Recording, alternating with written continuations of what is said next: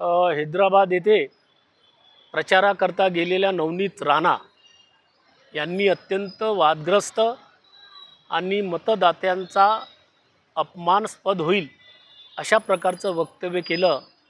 ते वक्तव्य त्यांनी असं केलं की काँग्रेसला मत म्हणजे पाकिस्तानला मत। ही काही पद्धत झाली का?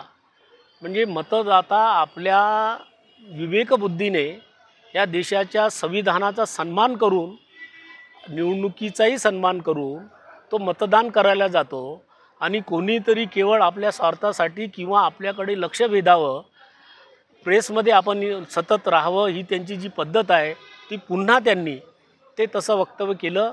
हे अत्यंत निषेधार्ह आहे। तेलंगणा येथे त्याबाबत गुन्हासुद्धा दाखल झाला।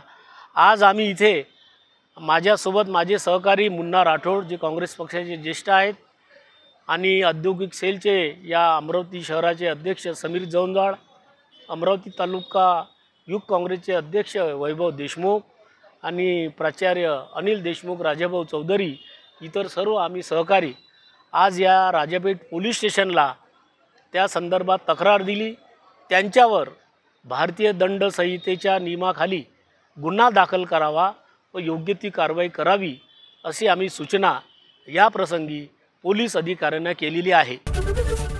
एबीपी माझा, उघडा डोळे बघा नीट।